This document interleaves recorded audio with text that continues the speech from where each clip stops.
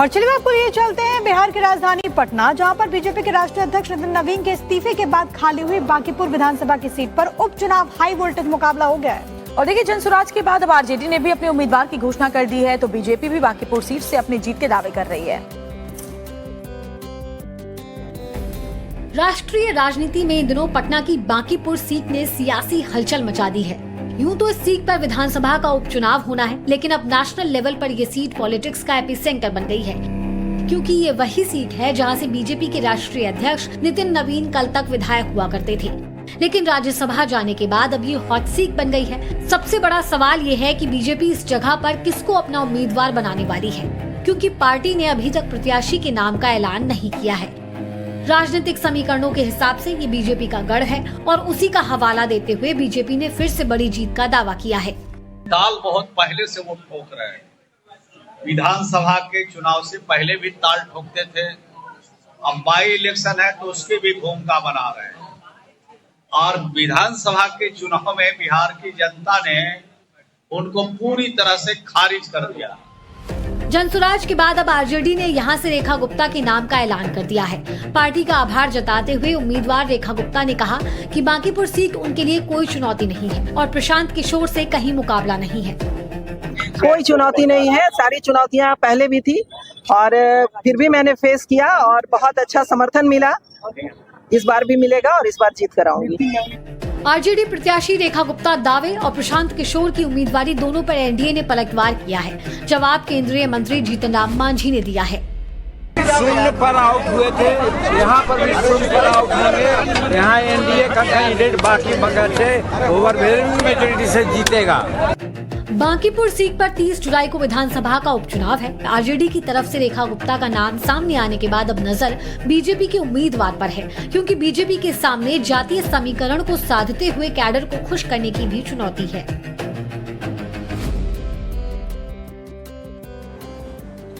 और इस सीट को लेकर केंद्रीय मंत्री गिरिराज सिंह का भी बड़ा बयान सामने आया। उन्होंने कहा कि इस सीट पर बीजेपी का ही उम्मीदवार मैदान में उतरेगा और वहां की जनता एक बार फिर से पार्टी अध्यक्ष नितिन नवीन का सम्मान करेगी। जनसुराज के संस्थापक प्रशांत किशोर के उम्मीदवारी पर भी उन्होंने कहा कि वो कहीं पर भी मुकाबले में नहीं है। बांकीपुर विधानसभा में भारतीय जनता पार्टी का उम्मीदवार होगा और हम नितिन नवीन जी को बांकीपुर की जनता ने एमएलए बनाया और पार्टी ने उन्हें राष्ट्रीय अध्यक्ष बनाया। ये हमारे लिए गौरव की बात है और हम लोग बांकीपुर की जनता फिर से नितिन नवीन का सम्मान करेंगे। जनसुराज से प्रशांत किशोर उम्मीदवार क्या लेना, प्रशांत किशोर तो चुनाव लड़ चुके हैं। कौन उनका देखा हुआ, उनका चेहरा तो बेनकाब हो गया। हर जगह कहीं जमानत भी नहीं बचा पाए। और चलिए आपको ये चलते हैं बिहार की राजधानी पटना, जहां पर बीजेपी के राष्ट्रीय अध्यक्ष नितिन नवीन के इस्तीफे के बाद खाली हुई बांकीपुर विधानसभा की सीट पर उपचुनाव हाई वोल्टेज मुकाबला हो गया है। और देखिए, जनसुराज के बाद अब आरजेडी ने भी अपने उम्मीदवार की घोषणा कर दी है, तो बीजेपी भी बांकीपुर सीट से अपनी जीत के दावे कर रही है। राष्ट्रीय राजनीति में इन दिनों पटना की बांकीपुर सीट ने सियासी हलचल मचा दी है। यूं तो इस सीट पर विधानसभा का उपचुनाव होना है, लेकिन अब नेशनल लेवल पर यह सीट पॉलिटिक्स का एपिसेंटर बन गई है, क्योंकि ये वही सीट है जहां से बीजेपी के राष्ट्रीय अध्यक्ष नितिन नवीन कल तक विधायक हुआ करते थे। लेकिन राज्यसभा जाने के बाद अब ये हॉट सीट बन गई है। सबसे बड़ा सवाल ये है कि बीजेपी इस जगह पर किसको अपना उम्मीदवार बनाने वाली है, क्योंकि पार्टी ने अभी तक प्रत्याशी के नाम का ऐलान नहीं किया है। राजनीतिक समीकरणों के हिसाब से ये बीजेपी का गढ़ है और उसी का हवाला देते हुए बीजेपी ने फिर से बड़ी जीत का दावा किया है। ताल बहुत पहले से वो ठोक रहे हैं। विधानसभा के चुनाव से पहले भी ताल ठोकते थे। अब बाई इलेक्शन है तो उसकी भी भूमिका बना रहे हैं। और विधानसभा के चुनाव में बिहार की जनता ने उनको पूरी तरह से खारिज कर दिया। जनसुराज के बाद अब आरजेडी ने यहां से रेखा गुप्ता के नाम का ऐलान कर दिया है। पार्टी का आभार जताते हुए उम्मीदवार रेखा गुप्ता ने कहा कि बांकीपुर सीट उनके लिए कोई चुनौती नहीं है और प्रशांत किशोर से कहीं मुकाबला नहीं है। कोई चुनौती नहीं है, सारी चुनौतियां पहले भी थी और फिर भी मैंने फेस किया और बहुत अच्छा समर्थन मिला। इस बार भी मिलेगा और इस बार जीत कर आऊंगी। आरजेडी प्रत्याशी रेखा गुप्ता दावे और प्रशांत किशोर की उम्मीदवारी दोनों पर एनडीए ने पलटवार किया है। जवाब केंद्रीय मंत्री जीतन राम मांझी ने दिया है। शून्य पर आउट हुए थे, यहाँ पर भी शून्य पर आउट होंगे। यहाँ एनडीए का कैंडिडेट बाकी बगैर से ओवरवेलमिंग मेजॉरिटी से जीतेगा। बांकीपुर सीट पर 30 जुलाई को विधानसभा का उपचुनाव है। आरजेडी की तरफ से रेखा गुप्ता का नाम सामने आने के बाद अब नजर बीजेपी के उम्मीदवार पर है, क्योंकि बीजेपी के सामने जातीय समीकरण को साधते हुए कैडर को खुश करने की भी चुनौती है।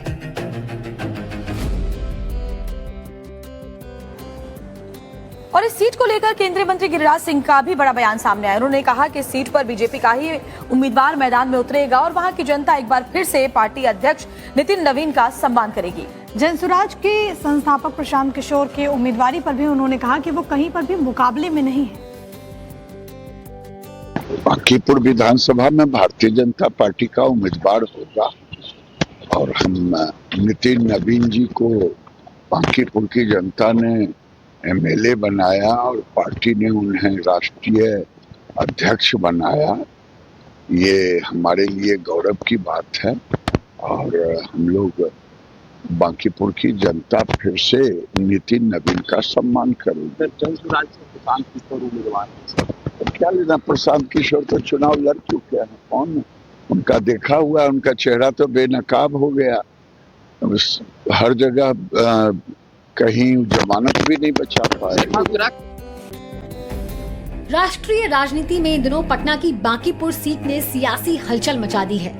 यूं तो इस सीट पर विधानसभा का उपचुनाव होना है, लेकिन अब नेशनल लेवल पर ये सीट पॉलिटिक्स का एपिसेंटर बन गई है, क्योंकि ये वही सीट है जहां से बीजेपी के राष्ट्रीय अध्यक्ष नितिन नवीन कल तक विधायक हुआ करते थे। लेकिन राज्यसभा जाने के बाद अब ये हॉट सीट बन गई है। सबसे बड़ा सवाल ये है कि बीजेपी इस जगह पर किसको अपना उम्मीदवार बनाने वाली है, क्योंकि पार्टी ने अभी तक प्रत्याशी के नाम का ऐलान नहीं किया है। राजनीतिक समीकरणों के हिसाब से ये बीजेपी का गढ़ है और उसी का हवाला देते हुए बीजेपी ने फिर से बड़ी जीत का दावा किया है। ताल बहुत पहले से वो ठोक रहे हैं। विधानसभा के चुनाव से पहले भी ताल ठोकते थे। अब बाई इलेक्शन है तो उसकी भी भूमिका बना रहे हैं और विधानसभा के चुनाव में बिहार की जनता ने उनको पूरी तरह से खारिज कर दिया। जनसुराज के बाद अब आरजेडी ने यहां से रेखा गुप्ता के नाम का ऐलान कर दिया है। पार्टी का आभार जताते हुए उम्मीदवार रेखा गुप्ता ने कहा कि बांकीपुर सीट उनके लिए कोई चुनौती नहीं है और प्रशांत किशोर से कहीं मुकाबला नहीं है। कोई चुनौती नहीं है, सारी चुनौतियां पहले भी थी और फिर भी मैंने फेस किया और बहुत अच्छा समर्थन मिला। इस बार भी मिलेगा और इस बार जीत कर आऊंगी। आरजेडी प्रत्याशी रेखा गुप्ता दावे और प्रशांत किशोर की उम्मीदवारी दोनों पर एनडीए ने पलटवार किया है। जवाब केंद्रीय मंत्री जीतन राम मांझी ने दिया है। शून्य पर आउट हुए थे, यहाँ पर भी शून्य पर आउट होंगे। यहाँ एनडीए का कैंडिडेट बाकी बगैर से ओवरवेलमिंग मेजॉरिटी से जीतेगा। बांकीपुर सीट पर 30 जुलाई को विधानसभा का उपचुनाव है। आरजेडी की तरफ से रेखा गुप्ता का नाम सामने आने के बाद अब नजर बीजेपी के उम्मीदवार पर है, क्योंकि बीजेपी के सामने जातीय समीकरण को साधते हुए कैडर को खुश करने की भी चुनौती है।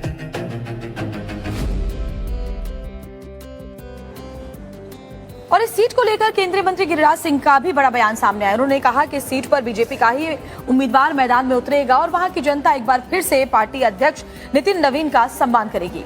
जनसुराज के संस्थापक प्रशांत किशोर के उम्मीदवारी पर भी उन्होंने कहा कि वो कहीं पर भी मुकाबले में नहीं है। बांकीपुर विधानसभा में भारतीय जनता पार्टी का उम्मीदवार होगा और हम नितिन नवीन जी को बांकीपुर की जनता ने एमएलए बनाया और पार्टी ने उन्हें राष्ट्रीय अध्यक्ष बनाया। ये हमारे लिए गौरव की बात है और हम लोग बांकीपुर की जनता फिर से नितिन नवीन का सम्मान करेंगे। जनसुराज से प्रशांत किशोर उम्मीदवार तो क्या लेना, प्रशांत किशोर तो चुनाव लड़ चुके हैं। कौन उनका देखा हुआ, उनका चेहरा तो बेनकाब हो गया। हर जगह कहीं जमानत भी नहीं बचा पाए।